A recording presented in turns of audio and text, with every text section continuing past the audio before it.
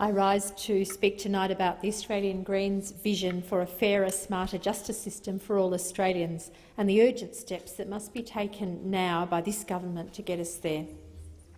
A smart, fair justice system is critical to social cohesion, community safety and the responsible use of taxpayers' dollars. Understanding the limits of government power, knowing how you should be able to expect to be treated at work, and having access to professional help to resolve disputes, legal disputes or family breakdowns, these are all important ingredients to a peaceful, productive, vibrant Australia.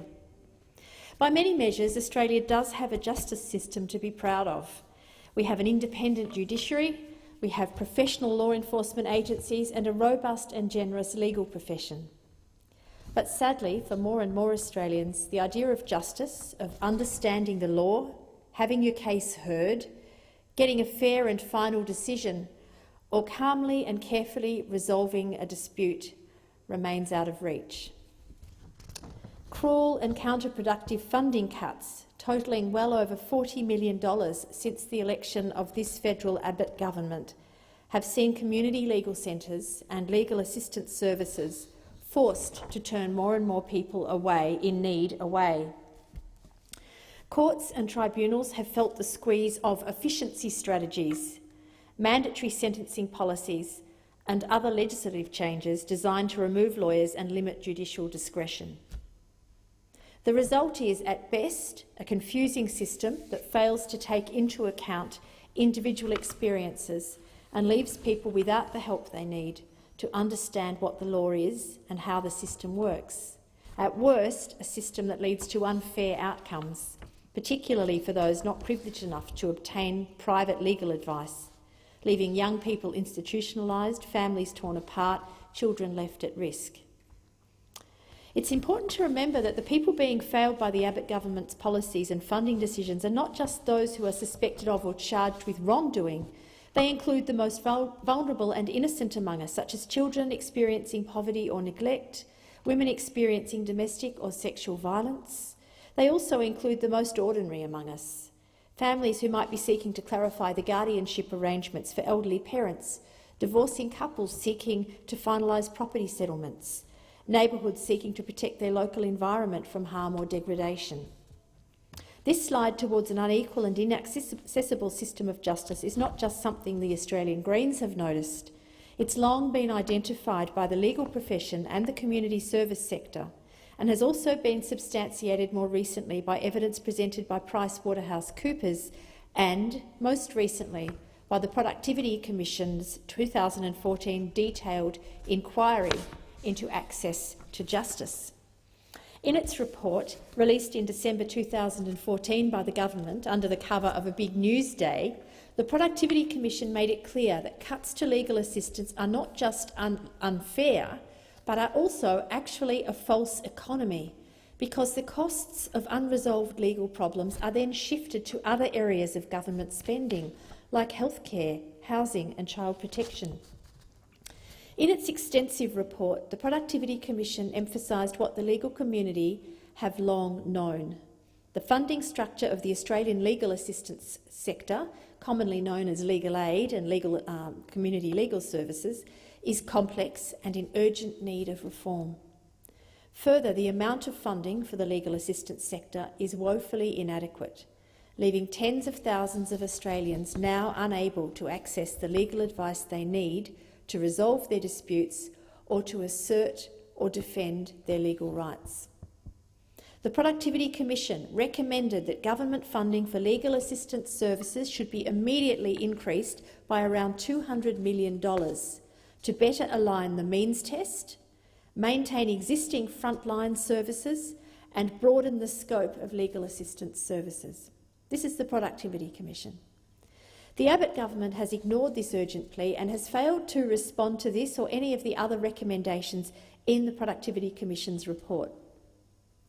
The legal assistance community has told me that unless emergency funding is provided and the savage funding cuts announced in the last budget reversed, critical legal services will soon be taken away from the Australians who need them most.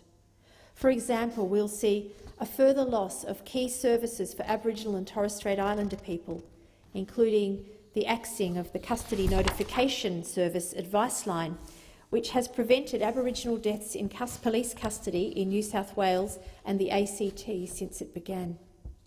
It will see the loss of vital legal staff from women's legal centres across the country. These are centres that provide critical legal services to women, including women fleeing domestic violence. It will see the axing of the Consumer Action Law Centre's telephone advice service. It will see the closing down of specialist family law centres in regional centres, affecting child protection duty services and youth justice services, and the loss of critical staff in remote and regional specialist family violence services, including services for Aboriginal and Torres Strait Islander people.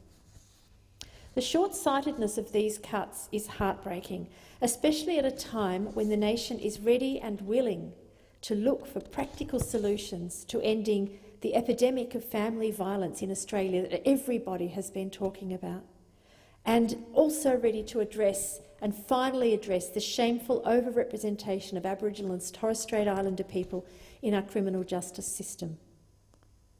These cuts are also costly for the taxpayer.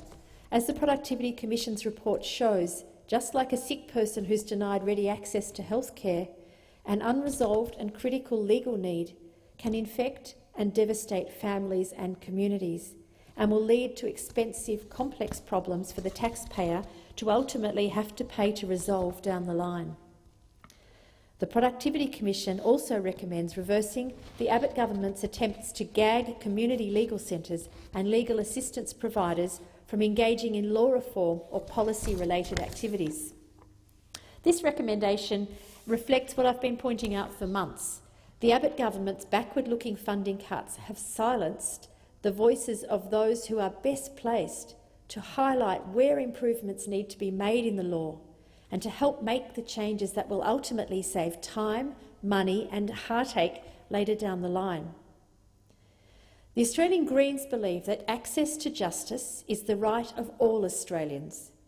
It's also an essential precondition for freedom. A free person is someone who has the capacity, that is, to access to relevant resources, to understand their legal rights and to pursue their own goals. It's regretful, therefore, to observe that the Commonwealth Attorney-General, with his fastidious focus on what he calls freedoms, has presided over policies that deny those most at risk of having their freedoms undermined or restricted from understanding or exercising their legal rights. While the outlook for Australia's justice system may seem bleak when viewed against the backdrop of neglect and contempt by the Abbott government, as a lawyer myself, I do remain optimistic that we can achieve a smarter, fairer justice system that is accessible to anyone who has a serious legal problem or requires the protection of the law. The starting point is for the government to take immediate steps to respond to the Productivity Commission's report and to provide the $200 million additional emergency funding it prescribes. The next critical step is for the government to reverse the funding cuts made to frontline legal service providers during its 2013-2014 budget. The longer-term vision for the justice system the Australian Greens think Australia deserves would make sure that all of us understand our own legal rights and those of our fellow Australians.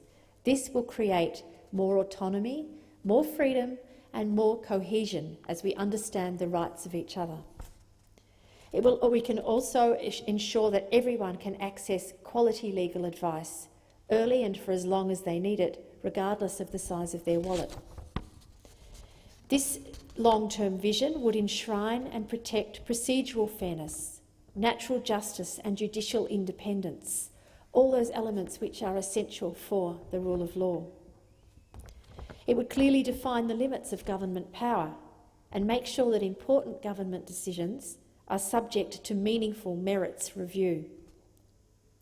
It would empower our courts and tribunals to resolve disputes early, quickly and fairly. It would put the rights and well-being of children at the centre of all relevant legal processes. It would demand an end to the egregious rate of Aboriginal and Torres Strait Islander incarceration by including justice targets in the Close the Gap program. It would incorporate justice reinvestment and restorative justice principles that have been proven to reduce crime and turn lives around. And it would celebrate those lawyers and human rights advocates who strive for justice for their clients and for the broader community, often with very little financial reward or public recognition. They are true heroes. It's these goals that I'll be reflecting upon when I participate in the celebrations planned this year for the 800th anniversary of the Magna Carta. It's that seminal legal document that has encapsulated the notion of the rule of law and operated as a shield against tyranny, abuse of power and oppression since 1215. And when Australia is examined by the UN Human Rights Council later this year. It is these goals that will be jeopardised unless the Abbott government heeds the recommendations of the Productivity Commission and restores critical funding to legal services now.